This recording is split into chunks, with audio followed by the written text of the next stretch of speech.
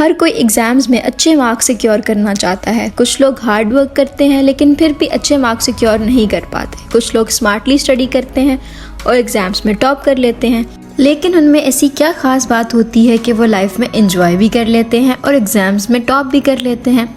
ऐसा नहीं है कि एग्ज़ाम्स का बोझ किसी पर नहीं होता। जो स्मार्टली पढ़ाई करता है वो आगे निकल जाता है। तो आज मैं आपसे शेयर करूंगी कुछ ऐसी टिप्स एंड ट्रिक्स जिसको यूज़ करने के बाद आप 95% तो सिक्योर करके ही आओगे। So let's start. Number 1, avoid distraction. पढ़ते वक्त हमारे लिए सबसे इम्पॉर्टेंट होता है हमारा कंसंट्रेशन, और कंसंट्रेशन ना लगने की वजह होती है डिस्ट्रैक्शन।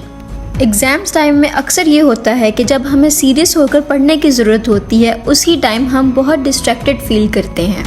किसी से बातें करने लग जाते हैं, या कोई टॉपिक समझ नहीं आ रहा होता, या फिर कोई काम याद आ जाता है। दिल ना लगे तो लेज़ी हो जाते हैं और पूरा दिन ऐसे ही वेस्ट हो जाता है। तो इन तरीक़ों से आप अपना कंसंट्रेशन लंबे टाइम तक बना के रख सकते हो। जैसे a, find a dedicated space for study. कोशिश करो कि आप किसी ऐसी जगह या स्टडी रूम में बैठकर पढ़ाई करें जहां पर सुकून हो, कंफर्टेबल एनवायरनमेंट हो, ताकि आप बगैर किसी इंटरप्शन के दिल लगाकर पढ़ सको।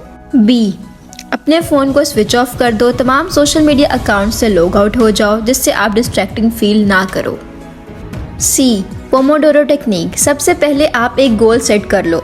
सोच लो कि आपने किसी सब्जेक्ट के 4 चैप्टर तैयार करने हैं। पहले के 25 मिनट टाइमर लगा कर पढ़ो। 25 मिनट के बाद 5 मिनट का ब्रेक लो। 25 मिनट की पढ़ाई और 5 मिनट के ब्रेक को मिलाकर एक पोमोडोरो पूरा होता है। आप इसी तरह लगातार 4 से 5 पोमोडोरो पूरे कर सकते हैं। 4 से 5 पोमोडोरो के बाद 15 से 30 मिनट का ब्रेक ले लो और फिर से पोमोडोरो शुरू कर दो। हमारे दिमाग को किसी भी चीज़ पर लगातार फोकस करने की भी एक लिमिट होती है। आपका दिमाग पोमोडोरो टेक्निक यूज़ करते हुए जानता है कि उसको कुछ देर के बाद ब्रेक मिलने वाली है। D, get organised. अपने एक स्टडी शेड्यूल बना लो। अपने पूरे दिन की एक टू डू लिस्ट तैयार करो जिसमें अपने पूरे दिन की लिस्ट बना लो। इससे आप मैनेजेबल तरीके से अपनी स्टडी को संभाल पाओगे। अगर आप किसी बड़े एग्ज़ाम की तैयारी कर रहे हो, आपके पास एक स्ट्रक्चर्ड प्लान ही क्रिएट नहीं है, तो आप एक सब्जेक्ट से दूसरे सब्जेक्ट पर जंप करते रहोगे।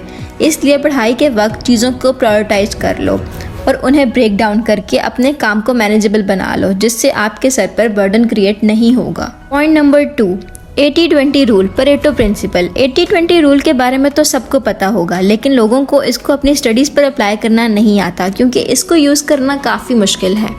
तो मैं आपको बताऊंगी कि 80-20 रूल को यूज़ करके कम पढ़ के ज़्यादा मार्क्स कैसे लाए जा सकते हैं। इसके लिए हम जो रास्ता इस्तेमाल करेंगे वो परेटो प्रिंसिपल को फॉलो करता है। Low effort high reward.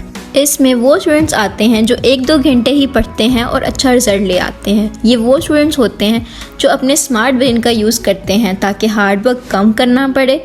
ऐसे स्टूडेंट्स का फोकस हमेशा इम्पोर्टेंट चीज़ों पर होता है। ये स्टूडेंट्स पढ़ाई से रिलेटेड अपने सारे डाउट्स क्लियर रखते हैं और उन चीज़ों पर ज़्यादा ध्यान देते हैं जो सिलेबस में सबसे ज़्यादा इम्पोर्टेंट होती है, और इनका सबसे ज़्यादा फोकस की टॉपिक्स पर होता है। इसलिए ये कम टाइम में सबसे ज़्यादा मार्क्स ले आते हैं।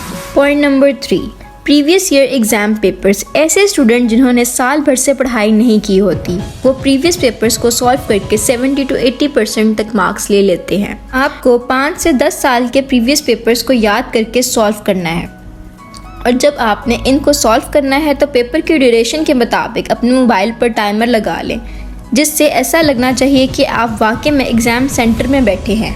इससे आप क्वेश्चन के साथ साथ खुद को मेंटली प्रिपेयर भी कर लेंगे।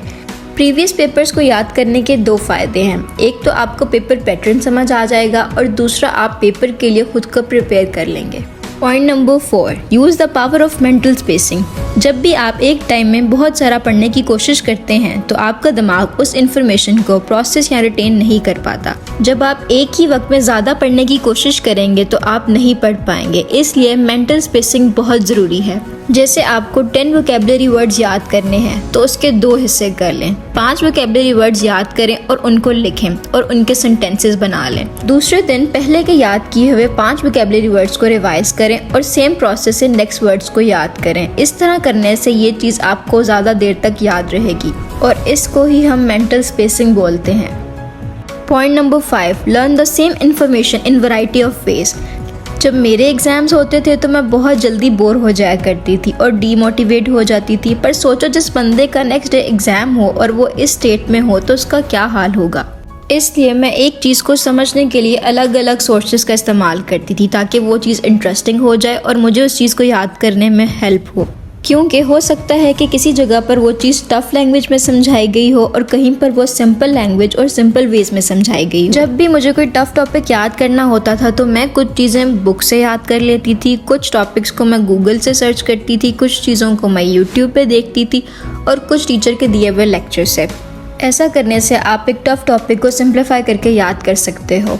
ऐसे करने से एग्जाम्स में अच्छे मार्क्स लाने के चांसेस बढ़ जाते हैं। Point number 6, teach someone else और जस्ट प्रिटेंड टू। जो चीज़ आप याद करते हो तो उसको याद रखने का सबसे बेस्ट तरीका ये होता है कि आप उस टॉपिक को किसी को समझा दो। ऐसा करने से उस इंसान का भला तो होगा लेकिन आपके उस टॉपिक को लेके सारे डाउट्स क्लियर हो जाएंगे। और अगर आपके पास कोई नहीं है तो कोई बात नहीं, उस टॉपिक को खुद समझाओ, उसी तरह जैसे टीचर आपको लेक्चर देते हुए समझाता है। इससे आपके सारे पॉइंट्स क्लियर हो जाएंगे और आपको एग्जाम में 75% लाने से तो कोई नहीं रोक सकता। Point number 7, take notes by hand. जब आप लेक्चर के टाइम कॉपी पेंसिल लेकर अपने नोट्स खुद बनाते हो तो आपको टीचर के पढ़ाए हुए से ज़्यादा याद रहता है। जो स्टूडेंट्स लेक्चर सुनते हुए खुद पॉइंट्स बनाते हैं वो दूसरे स्टूडेंट्स के मुकाबले ज़्यादा ध्यान से लेक्चर को सुनते हैं।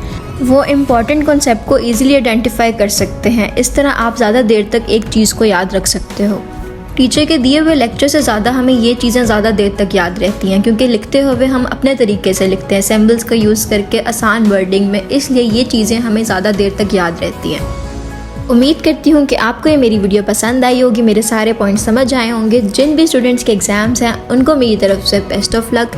वीडियो पसंद आई हो तो वीडियो को लाइक करना, चैनल को सब्सक्राइब करना बिल्कुल नहीं भूलिएगा। मिलते हैं ऐसी ही किसी नई वीडियो के साथ, तब तक के लिए अपना ख्याल रखिएगा।